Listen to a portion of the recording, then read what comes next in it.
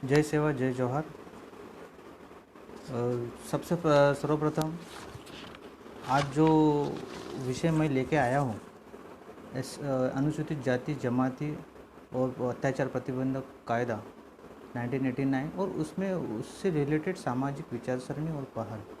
जो कि दिन ब दिन जो कायदे और कानून और उसमें अमेंडमेंट्स और कुछ जजमेंट्स आते रहते रहे कोर्ट में। तो सर्वप्रथम मैं धन्यवाद देना चाहता हूँ जो मुझे काफ़ी दिनों समय बाद अच्छा मंच मिला। मैं सोनिया सिंह ताराम जी का धन्यवाद चाहता हूँ, नरेंद्र किशोर नेताम जी का धन्यवाद चाहता हूँ कि गोंडवाना दर्शन के माध्यम से मुझे अच्छा मंच दिया कि कायदे विषयक जो कुछ भी अनुसूचित जनजातियों के माध्यम से मुझे कुछ कहने का जो आपने मुझे मंच देने की वजह से मैं आपका धन्यवाद देना चाहता हूँ। और सबसे पहले मैं अपना खुद का परिचय देना चाहता हूँ। मैं हूँ सचिन देवनाथ गावड़े। मेरा मूल निवासी मोहली तालुका धानोरा जिला गढ़चिरौली। उसके बाद 2007 में मैंने एलएलबी नागपुर मेन ब्रांच से किया। बाद में 2012 में मैंने एलएलएम चंद्रपुर में किया। 2013 में महाराष्ट्र लोक सेवा आयोग की तरफ से जो भी कुछ शासकीय अभियोक्ता करके जो रिक्रूटमेंट निकलती है उसके द्वारा से मेरा चयन किया गया और 2013 के बाद से लेकर मैं अभी तक सेवा में कार्यरत हूँ। ये मेरा छोटा सा मैं थोड़ा परिचय देना चाहता था। तो सर्वप्रथम कुछ मराठी भाषाओं में रहने की वजह से कभी कभार मेरी कुछ शब्द रचनाएं मेरी मराठी आ सकते हैं, इसके लिए मैं आप मेरे बंधु हैं मुझे समझ सकते हैं, इसलिए वो बात ज़रा बाजू में रख के मैं अपना विषय चालू करना चाहता हूँ कि ऐसी क्या परिस्थितियाँ आई थी कि अपनी इतनी पुरानी संस्कृति, अपने पुराने जतन किए हुए जो कुछ भी शासक थे, पुराने संस्कृति होने के बावजूद भी हमें आज अनुसूचित जाति जनजाति अत्याचार प्रतिबंधक कायदा में ढालने की ज़रूरत गिर गई। यानी परिस्थिति कैसे आ गई इसका भी अवलोकन करना ज़रूरी है। जैसे कि मैं सर्वप्रथम कहना चाहता हूँ कि अपनी जो भौगोलिक एटमॉस्फेयर है या भौगोलिक परिभाषाएं को देखते हुए पूरी दुनिया में गोंडवाना खंड और लाउरिस खंड, ये दो खंड में विभाजन हुई थी और उसके बाद में समय समय पे उसकी परिभाषाएं बदलती गई। बाद में कुछ सिंधु संस्कृति आई, हड़प्पा संस्कृति के बाद कुछ जनजातियों का भी विश्लेषण हुआ। पर सिंधु नदी के उस पर रहने वाली यानी भारत के विभाजन के द्वारा पहले सिंधु नदी का उधर रहने वाले जो लोग थे उसका फिर अनुलोप होते हुए हिंदू लोग यानी सिंधु नदी के उस पार रहने वाले हिंदू लोग, ऐसी धारणाएं कही। लेकिन गोंडवाना खंड में गोंड जाति के लोग जो कुछ अपने टोलियां बना के रहते थे, उनके बारे में कोई हिस्ट्री लिखी गई नहीं थी। तो इस वजह से कुछ मनुवादी के माध्यम से या कुछ ब्राह्मण समाज की जो 4 वर्ग क्रिया करने गए थे, जबकि गीता में ऐसा कुछ ही श्री कृष्ण ने नहीं कहा गया था। श्री कृष्ण जी का गीता में यही कहना है कि मैं उनमें हूँ, आप मेरे में हैं, मैं आप में हूँ, बस इतना ही कहा था। विवेकानंद जी का भी विवेकानंद जी का भी स्टेटमेंट ऐसा दिया है, किताबों में लिखा है कि आप धर्म के नाम पर जो कुछ भी प्रचार करते हैं वो धर्म प्रसार के माध्यम से गलत लोगों को माहिती या जानकारी देते रहते हैं। मुझे ये कहना है कि एससी अनुसूचित जाति जनजाति में आप अगर प्रीवियस हिस्ट्री देखेंगे तो नालंदा यूनिवर्सिटी को जलाया गया। अपने जैसे महाराष्ट्र में गोंडवाना राजा थे, बल्लारशाह चंद्रपुर में, और अहेरी में भी राजा रजवाड़े जमींदार लोग थे। ऐसे बड़े बड़े यानी राजा रजवाड़े संस्कृति उनकी जतन यानी उसकी रख रखाव जिस प्रकार अपना कल्चर है, वो इस सभी होने के बावजूद भी आज अनटचेबिलिटी या छूत अछूत जैसे कायदों में हमको आना पड़ा कि नहीं, हमको मेंटली एक्सप्लॉइटेशन जा रहा है। जबकि सेंट्रल गवर्नमेंट अदर साइड से हमें सोशली इकोनॉमिक डेवलपमेंट करने के लिए इस कैटेगरी में उनको प्रिजर्व देने करने के लिए हमको राइट्स दिए गए। लेकिन साफ तरह से इनडायरेक्टली अगर कहा जाए तो हमें कुछ तो कहीं तो सोशली हमें बैकवर्ड या बैकसाइड में रखा जा रहा है। तो सर्वप्रथम पहला मुद्दा ऐसा है कि धर्म या रिलीजन, यानी हम अपने देव देवताओं को लेकर निसर्ग की पूजा करते हैं। कुछ शैक्षणिक या आर्थिक वजहों से हमें डाइवर्ट किया गया या उस समाज से हमें और दूर हम उससे होते गए। इसकी वजह से भी और बात यह है कि हमें लिखित स्वरूप से कुछ न होने की वजह से भी और एक इम्पैक्ट हो सकता है कि हम और पीछे रह गए, क्योंकि रिटर्न ऐसा कुछ भी नहीं, बस हिस्टोरिकल है, उसको हम कैरी ऑन करते रहे और जनरेशन टू जनरेशन जैसे ही हम आगे चले गए। लेकिन वो कुछ हर जनरेशन एक ही बात नहीं बता सकते, इसलिए कुछ अच्छे रीति रिवाज भी हम लुप्त और हम खोते बैठे। तो धर्म का भी हमें कुछ तो भी माध्यम से हम लिखित स्वरूप से होना चाहिए, जो कि यूनिवर्सली ना हो सके, परंतु कहीं रिस्ट्रिक्ट जोन जहाँ पे अभी गवर्नमेंट ने दिया है कि नहीं this is the tribal zone, तो उस हम एरिया को भी रिजर्व करके रखा सकते हैं। दूसरी बात है कि पॉलिटिकल जो है वो भी एनी बेज़न ने कहा था कि एक राजकीय बीमारी का एक वर्ग लोगों ने प्रहार करती है, जो कि राजकीय लोग का जो भी कुछ पॉलिटिकल इंटरफेरेंस रहता है वो जो लोअर कैटेगरी को ही ज़्यादा बैठ जाता है। इसलिए कभी कभार वो कुछ फ़ायदे कुछ नुकसान ये भी कुछ देखा जा चुका है। तीसरा है कि मैं अभी ये जो दिन ब दिन जो जनरेशन या परिस्थितियाँ बदलती गई उसकी वजह से हम और पीछे चलते गए, जबकि हमारे खुद की ही कुछ शासक राजा थे। उतने होने के बावजूद भी हम आज यानी नॉन SC कैटेगरी जो अन्य जो लोग हैं उनका देखने का, सोचने का और बिहेव करने का जो भी कुछ तरीका है वो गलत है। इसलिए हमें कॉन्स्टिट्यूशन संविधान के आर्टिकल 342 के अंतर्गत में डाल दिया गया कि नहीं कि अनुसूचित जनजाति को भी कुछ प्रावधान दिया जाए। तो कायदा करने के लिए मैं ये ऐसा बोल रहा हूँ कि जनरली कोर्ट में ये आते हैं कि अनुसूचित जनजाति में क्या अधिकार है। मैं सर्वप्रथम अधिकारों के मामला कर सकता हूँ कि 1989, जबकि अपनी हिस्ट्री देखा जाए तो काफ़ी पुरानी है, लेकिन ये कायदा बनाया 1989 में इन्फोर्स किया गया। तो 1990 में जब ये कायदा किया उस वक्त की परिस्थिति काफ़ी बदल गई थी, जबकि हम काफ़ी और पीछे चले गए। अभी कोर्ट प्रोसीजर में या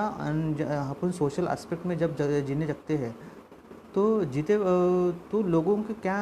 अन्य धारणा है कि अगर कोई भी नॉन SC और नॉन ST पर्सन आपको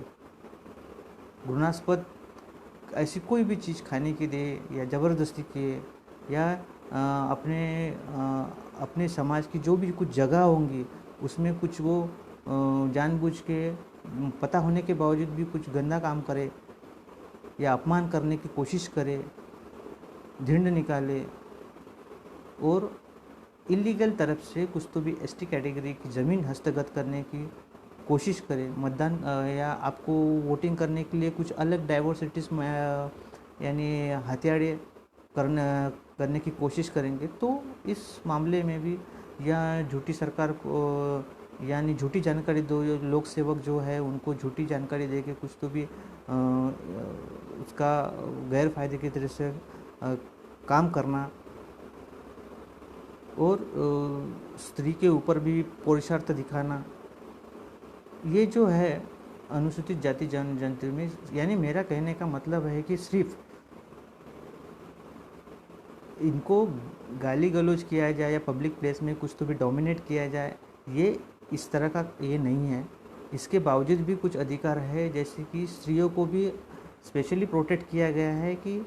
सामने वाले आरोपी को पता है कि ये अनुसूचित जनजाति का घर है, इसमें वो लड़की रहती है, फिर भी वो उसके घर में घुस के ऐसे कुछ इंसिडेंट्स होते रहते हैं कोर्ट में, इसलिए मैं अपना एक्सपीरियंस शेयर कर रहा हूँ कि ऐसे मामले में भी SC/ST एक्ट लगाया जा सकता है। इसलिए और उस गांव में भी अगर ऐसा कुछ करे तो उसको 2 साल के लिए तड़ीपार भी किया जा सकता है। यानी इस कलम 3 में ये सभी बातें लिखी गई है कि protect the rights of and liberty of scheduled tribes. तो ये कायदे का मैं पूरा डिटेल नहीं जाऊंगा, जो भी कुछ प्रावधान है, जो भी पनिशमेंट है, लेकिन सर्वप्रथम मेरा ये कहना है कि ये जो अनुसूचित जाति जनजातियों को जो भी के राइट्स दिए गए हैं, उसके बाहर जाके मैं सिर्फ अनुसूचित जनजातियों के मामले में अपने कहना चाहूँगा कि जो कायदों में जो रूपांतर किया गया है हम यूनिवर्सली ये नहीं है, क्योंकि ST और ST में अभी हाल ही में ऐसा भी देखा गया है कि शेड्यूल्ड ट्राइब्स यानी अनुसूचित जमाती को आर्टिकल 90 को भी ये दिया गया है कि माइग्रेंट यानी एक लेटेस्ट केस हुई थी चिलवर देवी versus state of Andhra Pradesh, यह कि यहाँ में ऐसा कहा गया है कि एक शेड्यूल्ड ट्राइब जो महाराष्ट्र की थी जो आंध्र प्रदेश में चली गई, आंध्र प्रदेश में चले जाने के बाद महाराष्ट्र में जो शेड्यूल्ड ट्राइब की जो फैसिलिटी दी गई है वो उसको एडवांटेज या उसको फ़ायदे उसमें आंध्र प्रदेश में नहीं दे सकती है, ऐसा कुछ रिस्ट्रिक्शन दिया है। जबकि ऐसी अनुसूचित जाति को नहीं दिया गया है, वो यहाँ का भी राइट्स एप्लीकेबल कर सकते हैं बन सकते हैं। यानी वो शेड्यूल्ड ट्राइब को फिर ऐसा इम्पार्शियल करने की क्या ज़रूरत थी। उसके बाद हम देख रहे हैं कि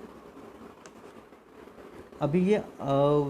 छूत अछूत जो अनटचेबिलिटी बोलते हैं वो अबोलिश किया गया है आर्टिकल 17 में। उसके बाद उसको अबोलिश करने के बाद अभी अनुसूचित जनजाति को भी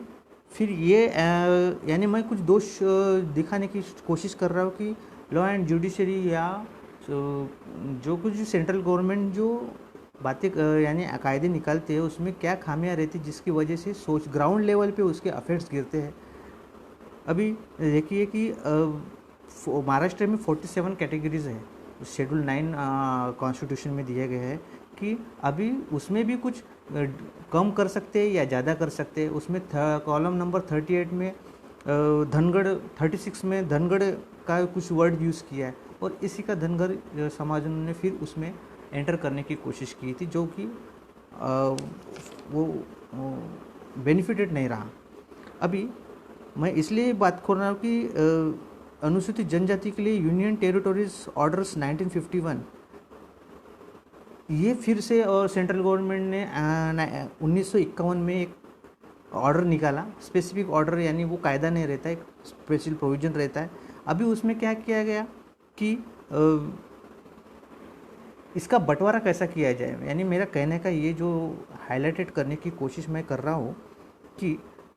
अभी वहाँ पे कैसा है कि लक्षद्वीप बेटे हो या भीमिका बेट हो या अमरद्वीप बेट हो, अब उस बेटों में भी जो अनुसूचित जनजातियाँ रहती है तो उनको तो स्पेशल जोन दिया गया है, लेकिन उन बेटों में जो मुस्लिम रहेगा उनको भी अनुसूचित जनजाति कहा जाएगा। इस प्रकार के अगर आप ऑर्डर्स करते रहेंगे तो फिर जो हम अदर साइड से करना चाहते हैं कि हमारे कल्चर है या रिचुअल्स है, राइट्स है, तो वो कहीं तो भी डिस्टर्ब करने की कोशिश इनडायरेक्टली इन ऑर्डर्स की वजह से करते हैं। जैसे कि कोर्ट में भी अगर सुप्रीम कोर्ट या हाई कोर्ट ने कुछ जजमेंट्स पास किए तो उसके अगर भी हो कोई भी यानी ऑल ओवर इंडिया में कोई भी गवर्नमेंट चुपके से कुछ तो भी स्पेसिफिक परिपत्रक या ऑर्डर्स निकाल देती है, यानी दोनों कॉन्ट्राडिक्ट होते रहेंगे। तो इस तरफ के जो ऑर्डर्स 1951 का भी कुछ डिसएडवांटेज मैंने देखा है। बाद में फिर ये धीरे धीरे कुछ मैं स्पेशल कस्टमरी राइट्स के बारे में भी बोलना चाहता हूँ कि लॉ में एक है कि कस्टम प्रिवेल्स लॉ, यानी कस्टम प्रिवेल्स लॉ का मैं एक्सप्लेनेशन देना चाहता हूँ कि जहाँ कस्टम्स है काफ़ी पुराने तरीके से तौर तरीके या अपनी संस्कृति जहाँ जहाँ से आ रही है उसमें कायदा नहीं चलेगा, उसको कहीं तो भी रिस्ट्रिक्ट किया गया है, यानी रोका गया है कि प्रतिबंधित किया गया है कि नहीं, ये कायदा काफ़ी पुराना है और आप इसी तौर तरीके से चलेंगे, इसमें कायदे के उल्लंघन नहीं किए जाएंगे। इसलिए हमारे कुछ गढ़चिरौली में हो या महाराष्ट्र के विदर्भ सेक्शन में जो कुछ भी ट्राइबल जोन्स हैं उनमें महाराष्ट्र स्टेट गवर्नमेंट इंटरफेयर नहीं करती कि नहीं, उनमें जो कस्टमर राइट्स है या उसमें वो प्रिवेल करेंगे, यानी वो वही लागू रहेंगे, कायदे प्रिवेल करेंगे। बात तो इसलिए नियम पे भी महाराष्ट्र लैंड रेवेन्यू यानी ज़मीन हस्तांतरण की कुछ कायदे नियम बनाए हैं कि शेड्यूल ट्राइब का जो अगर वो व्यक्ति होगा और उसको अपनी खेती या ज़मीन बेचनी होगी तो सर्वप्रथम यानी सबसे पहले कि वो अपने नियरेस्ट रिलेटिव कोई ख़रीदने वाला है क्या, उसके बाद 5 किलोमीटर में जो कुछ रेंज में एसटी कैंडिडेट होगा वो परचेस करने के लिए इंटरेस्टेड होगा, उसके बाद फिर नॉन ट्राइबल्स पर्सनस को किराया देंगे prior to permission of collector. So ये सभी बातें ध्यान में रखते हुए भी कुछ ऐसी अनुसूचित जनजातियों में भी ऐसा देखा जा गया है कि इलीगल तरह से वो लैंड परचेस यानी सेल आउट किए जाते हैं यानी बेची जाती है। तो इस प्रकार के जो कुछ भी कायदे हैं वो यूनिवर्सली एप्लीकेबल नहीं है, सभी तरफ से उसको स्ट्रिक्टली कंप्लायंस करने का ऑर्डर्स होना चाहिए या उसमें जजमेंट्स होने चाहिए और या अपने लिखित स्वरूप में कुछ तो भी कार्रवाई करने के लिए स्टेट गवर्नमेंट को भी उस स्टेट गवर्नमेंट को अख्तियार लेना पड़ेगा। जैसे कि बाद में मैं कुछ और कायदों में आता हूँ कि हिंदू मैरिज एक्ट का भी कुछ प्रावधान कहे गए थे, जबकि हमने देखा है कि मैरिज करते हैं अपनी मैरिज सेरेमनी कस्टम्स और राइट्स के यानी जाति रिवाजों की तरफ से चलती है, परंतु ऐसे भी कुछ मामले हुए थे कि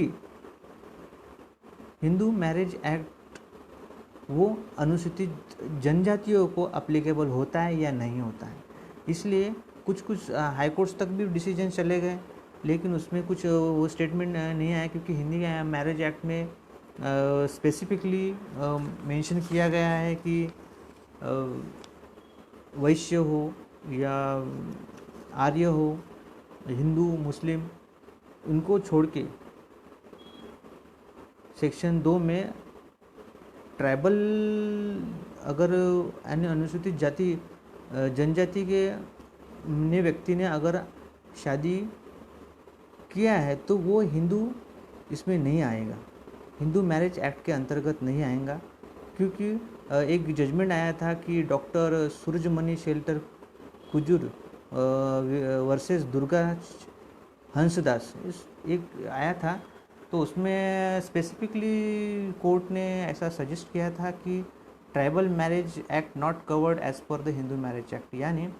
अनुसूचित जनजातियों का जो भी शादियाँ होंगी वो हिंदू मैरिज एक्ट के अंदर। इसके बावजूद यानी मेरा कहने का ये मतलब है कि हम कॉलेज में हैं या पढ़ाई क्षेत्र में हैं, हम हिंदू रिलीजन लेते हैं, ऐसा खुद की आइडेंटिटी कहाँ गई हमारी? ये इस किताबों में है ठीक है, लेकिन प्रैक्टिकल लाइफ के वक्त बड़ी तकलीफ आती है कि हम किस तरह से हम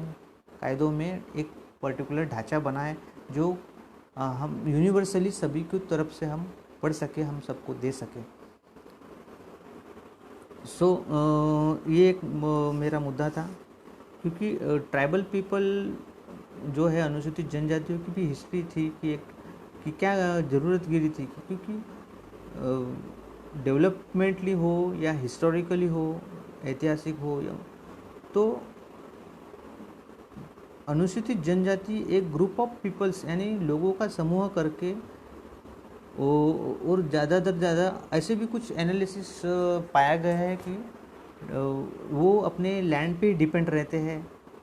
यानी कहना है कि कुछ पीएचडी करने के लिए आते हैं, वो बिना अपने हिस्टोरिकल एनालिसिस करते हुए कुछ तो भी इधर से जानकारी लेते उधर से जानकारी लेते, लेकिन जो यहाँ से ज़मीन से जुड़े हुए हैं उन लोगों की कुछ जानकारी न लेते हुए सीधे सीधे किताबों में लिख देते, और इंटरनेट के माध्यम से भी हम, यानी आजकल इंटरनेट के माध्यम से भी एक माध्यम अच्छा है, लेकिन किताबों की वजह से वाचन जो स्टडी जो कल्चर है वो भी लुप्त होते जा रहा है। तो मेरा कहना है कि खाली यानी हम लैंड्स पे डिपेंडेबल रहते हैं, ये कहाँ का है। हमारे पूर्वजों ने, हम आदिवासी है, अभी देखिए आज जनरल सोशल के वर्ग भी आदिवासी है, ये सोचने का तरीका भी लोगों का बदल गया है। आदिवासी है यानी इलिटरेट है या कुछ, तो भी देखने का सोचने का तरीका, देखने सोचने का तरीका अलग हो चुका है। यानी मेरा कहना है कि आदिवासी है यानी मूल निवासी है, ऐसा सोचो। इसलिए क्योंकि आदिवासी है करके ये इसको मेंटली हैरेसमेंट करते हैं, और इसकी वजह से ये अनुसूचित जनजाति जो एट्रोसिटीज़ एक्ट है, अभी रिसेंट में जो आया था कि नहीं, फिर गवर्नमेंट अभी ये 1989 के बाद अभी फिर से 2018 में एक लेटेस्ट सेक्शन 80A डाला दिया गया कि एंटीसेप्टरी बेल है वो दिया जाए।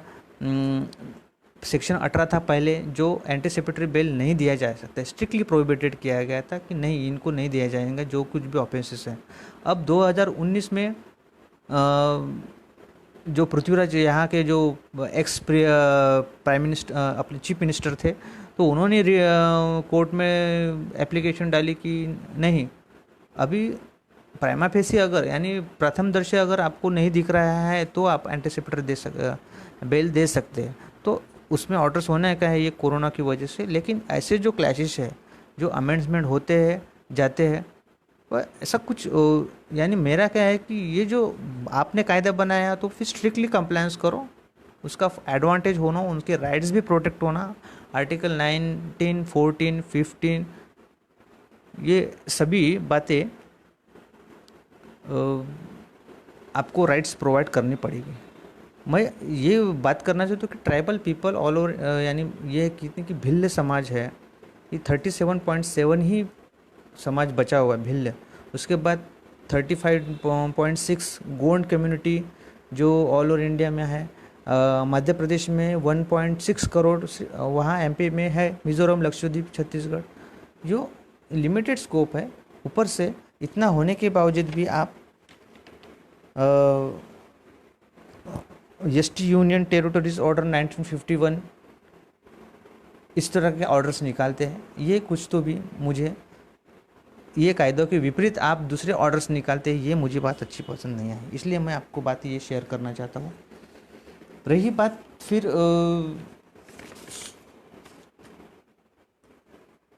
कि मुस्लिम कम्युनिटी में भी ऐसा देखा गया है कि उनके मुस्लिम वक्फ बोर्ड हो या मुस्लिम शरीयत एक्ट हो, ऐसे कुछ स्पेशल एक्ट उन्होंने अपने हिसाब से किए गए हैं कि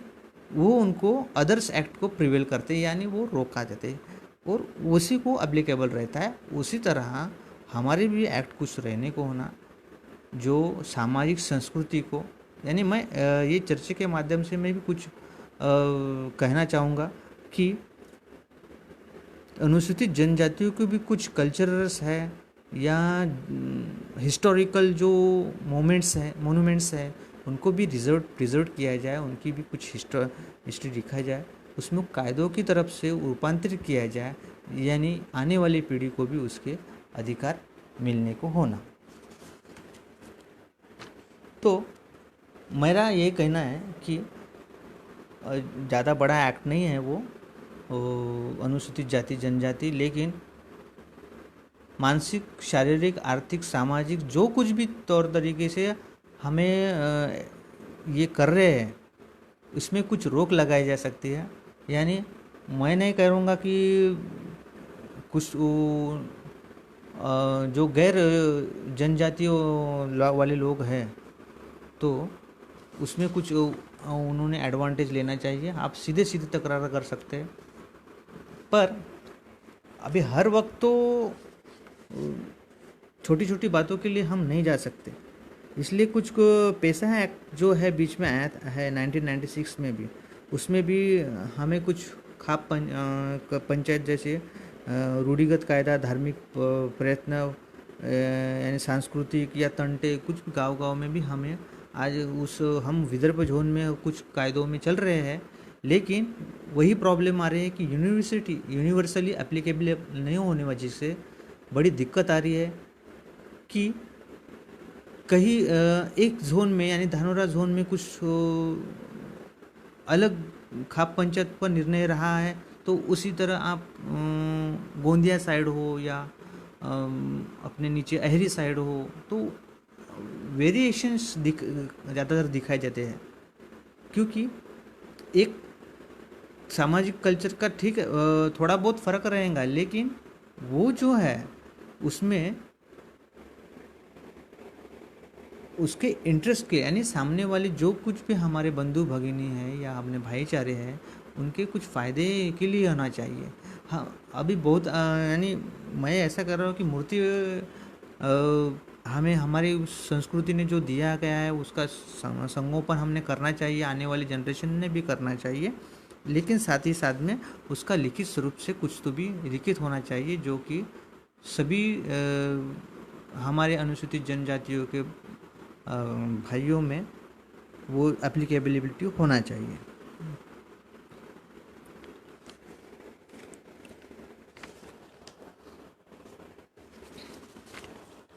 तो मेरा ऐसा कहना है कि ये जो सामाजिक विचारसरणी है, मैं जो बोल रहा था, मैं सामाजिक विचारसरणी का जो मेरा मुद्दा था कि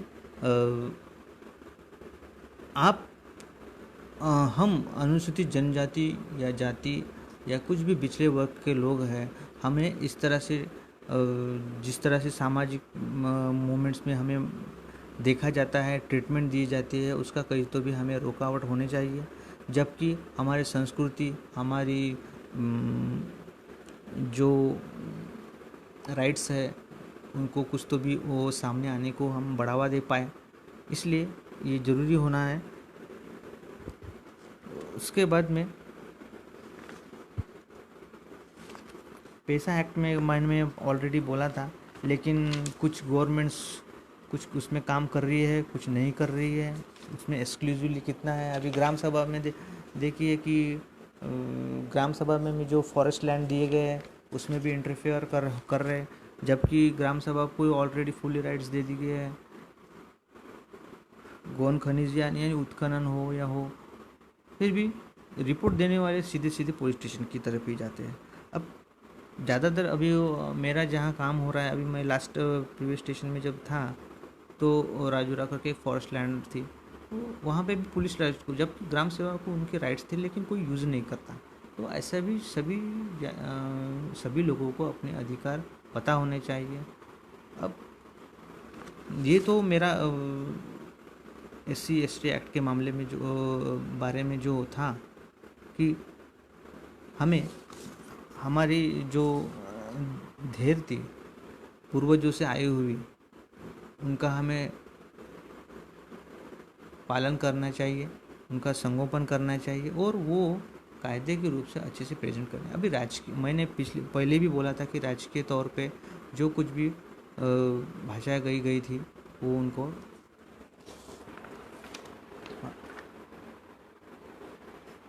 अब देखिए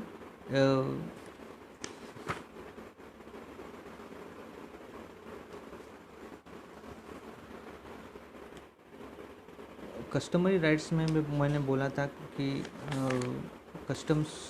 कस्टमरी राइट्स को हमें कुछ खाली यही बता दिया गया है कि नहीं, हम आपकी कल्चर होंगे, लेकिन वो अभी कल्चर है तो कल्चर बताने के लिए हमें पूर्वज चाहिए। पूर्वज है लेकिन वो रिटर्न नहीं है, अभी बताने वाले विटनेस में आके कुछ भी बता सकते हैं। तो ऐसा कुछ नहीं होना चाहिए, कुछ तो भी लिखित स्वरूप से हमें प्रयत्न करना चाहिए कि इस तरह से भी कुछ रिटर्न हमारी कुछ व्यवस्थाएं की गई है जिसकी जो एविडेंशियरी वैल्यू है जो हम बता सके या उसको हम कायदे के रूप में ला सके, तो आने वाले समय में हम उसके लिए अच्छा बेनिफिटेड कर सकते हैं। दूसरी बात ये है कि अभी ये तो रहे कुछ मैं ज़्यादा जानकारी इसलिए नहीं दे पा रहा हूँ कि कुछ ग्राम सभा में भी ऐसा बोला गया है कि सामाजिक या आर्थिक विकास योजनाएं हों जो गवर्नमेंट कर रही है, या ज़मीन हस्तांतरण के मामले में भी कुछ अच्छे नियम फॉलो कर रही है। पर मुझे ऐसा लगता है कि धार्मिक मामलों में कुछ तो भी जो मेरे विचारवंत जो है अधिकारी, यानी जो अच्छे उसमें वो प्रयत्न कर रहे हैं, उन्होंने अपना लिखान करना चाहिए, ऐसा मैं अपेक्षित करता हूँ। बाद में मैंने एक दूसरा टॉपिक भी यूज़ किया था कि अरेस्ट। अभी मैं ये अरेस्ट के मामले में मैंने क्यों छेड़ा, क्योंकि ज़्यादातर अनुसूचित जनजाति को ऐसे ही कुछ भी कोई कारण न होते हुए भी अटक किया जाता है, यानी प्राइमरी रिपोर्ट न होते हुए भी ऐसे ही उठा जाता है और दूसरे गुनों में डाल दिया जाता है। तो ये सरासर गलत बात है। और इसके लिए एक D K Basu state of versus Bengal, ये जो सुप्रीम कोर्ट का निर्णय था,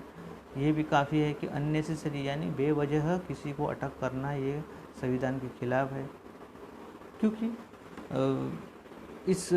केस में क्या हुआ था कि पुलिस लोग आए थे, वेस्ट बंगाल की केस है ये, कि आप प्राइम मिनिस्टर को मारने के लिए आप षड्यंत्र कर रहे हैं, बस इतनी सी बात के लिए इनको अरेस्ट कर दिया गया था और उनको अननेसेसरी हैरेसमेंट करके वो डिटेन कर दिया था। बाद में हाई कोर्ट ने सू मोटो यानी खुद ही उनको रिट में डाल के पुलिस लोगों को कुछ डायरेक्शन दी गई थी कि नहीं, इस टाइप का आप इलीगल डिटेंशन नहीं कर सकते, यानी गैर तरीके से आप अरेस्ट नहीं कर सकते, उसके लिए कुछ आपको रिपोर्ट या उसकी जानकारी देनी चाहिए थी। अब कुछ इसमें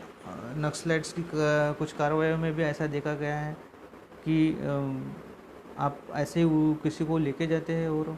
उसके बाद में उनको वो ये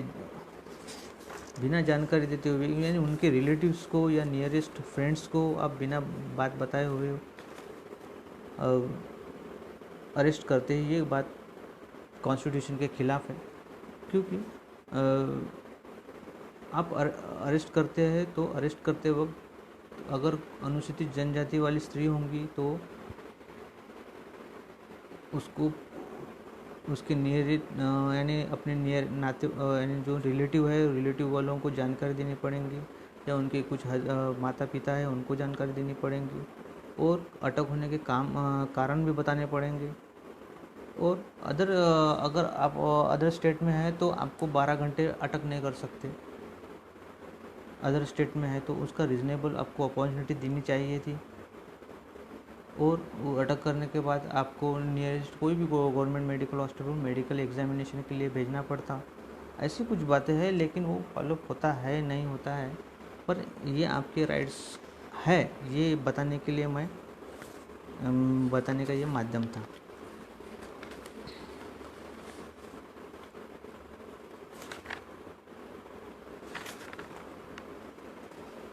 जनरली एक्ट है, लेकिन वो कि SC/ST एक्ट में ज़्यादातर यही बातें दी गई थी कि हमें इस मकाम में क्यों आना पड़ा, कि हमें हमारी राइट्स, हमारी संस्कृति होने के बावजूद भी हमें आज अत्याचार प्रतिबंधक कायदा में करा गया, क्योंकि कहीं तो भी हम टोलियों में बढ़ते गए, यानी एकता न होने की वजह से हो या कुछ कारण, यानी मेरे कुछ सवाल यानी खड़े हो गए कि क्या वजह थी कि हम शासक होते हुए भी हमारे भूमि पे और हमारे अस्तित्व होते हुए भी हम और पीछे चले गए। तो इसकी वजह से भी हमें विचार करने की, हमें यानी ज़रूरी है। और संस्कृति को भी कष्ट तो भी प्रिजर्व किया जाए, इसके मामले में भी हमें हमें अच्छे प्रयास दिखे जा रहे। और लिखित स्वरूप का भी कुछ होना चाहिए, या आने वाली जनरेशन को भी उसके एडवांटेज होने चाहिए। अनुसूचित जातियों के टोली में भी वो जो वास्तव में रहते थे, तो वो सामाजिक जो कल मैडम ने बोला कि गोटुल जो है वो गोटुल संस्कृति भी कहीं तो भी हमारी लुप्त हो रही है, तो उसको भी बढ़ावा देना चाहिए। और सामाजिक आर्थिक बल से भी सक्षम पाने के लिए हम क्या कर सकते हैं, इस प्रकार के पहल भी हमें और सोचने चाहिए।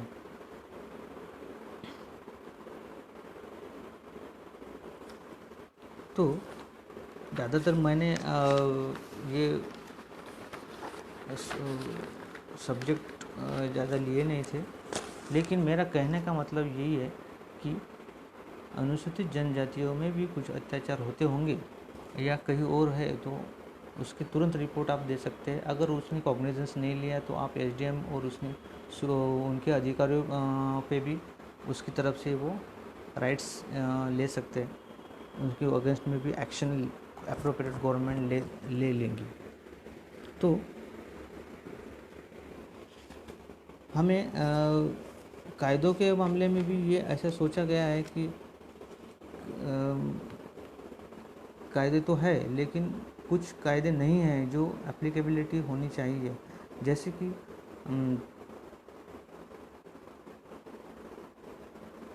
संविधान में कुछ दिए गए बातें हैं जो 14, 15, 19 जो है कि हमें सब जीने का अधिकार है, लेकिन अनुसूचित जनजाति सिर्फ सोशल बैकग्राउंड के लिए जो पीछे है, ऐसे मामले ऐसे भी बात कहना गलत नहीं है, पर उसमें हमें किस तरह से पीछे डाला गया, इस मामले में भी हमें सोचना चाहिए कि हम इसका पहल मुझे नहीं पता, मेरे से वो अलग विषय होगा कि सामाजिक और सांस्कृतिक विषयों में हम हमारी वो कल्चर तो है, लेकिन उसके बावजूद भी हम आगे क्यों नहीं बढ़े, इसका भी हमें विचार मंथन होना ज़रूरी है। क्योंकि समय समय पे ये होना ज़रूरी है कि समय के अनुसार परिवर्तन भी होना ज़रूरी है, पर परिवर्तन इतना भी न हो कि हम अपनी कल्चर को खो बैठे। इसलिए ये सभी बातें ध्यान में रखते हुए हमें एक विचार मंथन करना होगा। क्योंकि जो 4 वर्ग किए गए हैं, ब्राह्मणवादी या मनुवादियों ने जो 4 वर्ग किए हैं, इसलिए ये इस तरह के अनुसूचित जनजाति 75 प्रतिबंधक कायदा बनाने की क्या ज़रूरत की थी। क्योंकि ये 4 वर्ग है, ये बीच वाले कुछ मध्यकाल में ही इनकी बातें रुचि गई थी, जबकि इसके पहले ऐसी कुछ भी विचारधारणाएं नहीं थी। आप अगर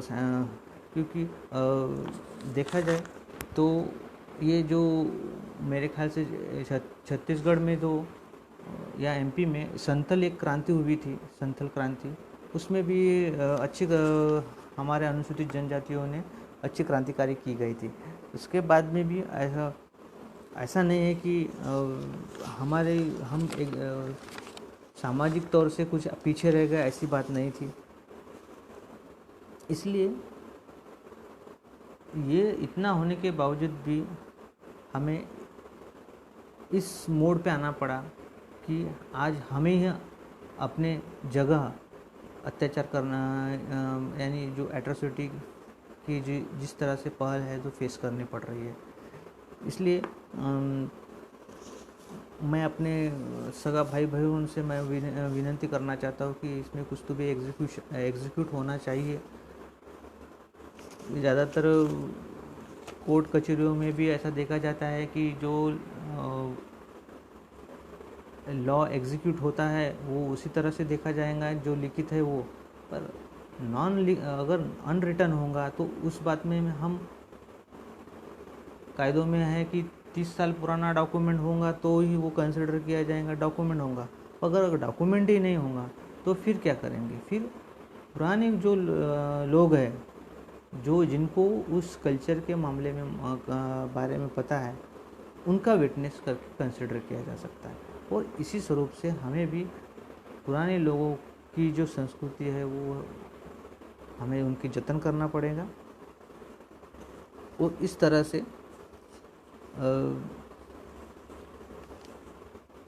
SC/ST एक्ट की भी राइट्स है जो है हमें फॉलोअप करना पड़ेगा। तो मेरा ऐसा कहना है कि इस सारी विचार सरणियों से आगे हम ऐसा सोच सकते हैं कि आने वाली इस जनरेशन में भी हमें कायदों में भी और अभिरुचि सोचनी पड़ेगी, कुछ सोचना पड़ेगा, लिखने पड़ेंगे, क्योंकि वो कायदों के रूप में कैसे इस प्रकार से एग्जीक्यूट हो कर पाए। हम सोच रहे हैं, अच्छा ऑब्जर्वेशन भी कर रहे हैं, एनालिसिस भी कर रहे हैं, लेकिन वो सभी बातों को सामाजिक तौर पे हम एकजुट नहीं कर पाने की वजह से कहीं तो भी हम तितर बितर हो रहे हैं, जो जबकि ऐसा नहीं होना चाहिए। तो कल्चर एक है, कस्टम्स एक है, और कस्टम फॉलो भी हो रहे हैं, लेकिन वो कहीं तो सर्टन लिमिटेड तक ही रुक रहे हैं, उसके बाहर हम जा नहीं पा रहे हैं। तो ये सभी बातें अगर हम ध्यान में रखें तो हमें लगता है कि और एक अच्छा प्लेटफॉर्म मिलेगा हमें। जैसा हमने सोचा था कि सोशल इकोनॉमिक कंडीशन में अगर हम देखा जाए तो काफ़ी हम पीछे, यानी हम पूर्वतः खेती बाड़ी में भी डिपेंडेबल है। और अभी जब जैसे जैसे हम आगे बढ़ रहे हैं तो शिक्षा के मामले में भी हमें, जैसे प्रोफेशनल कोर्सेस है, उसमें भी हमें सोचना पड़ेगा कि हम विद्यार्थियों को कैसे हम प्रोफेशनल कोर्सेस में आगे ला जा सके। इस तरह के मामले भी हमें सोचना पड़ेगा। अभी आर्टिकल जो 19 था, फंडामेंटल राइट्स, तो बिजनेस रिसाइडिंग, अभी कॉन्स्टिट्यूशन एक साइड बोलते कि हम आप कहीं पे भी डिसाइड कर सकते हैं, कहीं जा सकते हैं, वो दिया है, अच्छी बात है, लेकिन उसके साथ ही साथ में हमें अनुसूचित जनजाति के अधिकार भी प्राप्त करना चाहिए। जैसे ही हम राज्य बदलते हैं, हमारे अधिकार है ये कोई तो भी प्रतिबंधक लगाया जा सकता है, लगाए जाते हैं। तो ऐसा नहीं होना चाहिए। जिस तरह से हमें हमारा बॉर्न प्लस प्लेस जो है, जैसे राइट्स अधिकार देता है वैसा ही, क्योंकि हमारी आइडेंटिटी तो ये नहीं हो पाई ना कि चलो महाराष्ट्र में ट्राइबल है इसलिए MP में नहीं, या छत्तीसगढ़ में नहीं, या UP में आप ट्राइबल नहीं लग सकते। तो इसके मामले में भी हमें कहीं तो सोचना चाहिए, क्योंकि अनुसूचित जनजाति ये कोई वास्ट या लास्ट एंटरटेनमेंट नहीं है। इसको कहीं तो भी आप लिमिटेड स्कोप में नहीं देखते हुए, आप एक गट में हैं, आप पर्टिकुलर कम्युनिटी है, तो उसमें भी आपको पूरी तरह से अधिकार देना चाहिए। तो ये भी बात थोड़ी सोचने लायक है। तो बाकी के जो स्पेशल एक्ट है वो जनरली अदर्स कम ज़्यादातर नॉन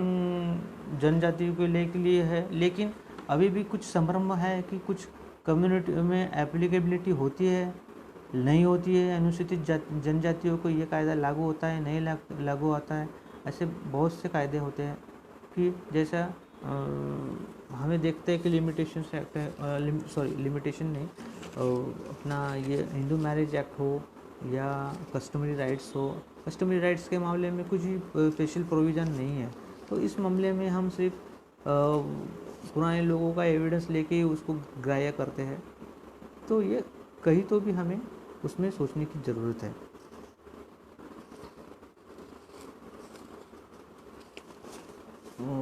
विषय ज़्यादा नहीं था, इसलिए मैंने कहीं तो भी अपने आपको ये मैंने सिर्फ एक विषय था, एक सामाजिक विचार सरणी थी जो मुझे लगा कि मैं आपके सामने एक प्रकट कर सकूं, इसलिए ये एक माध्यम मैंने चुना था। और रही बात कुछ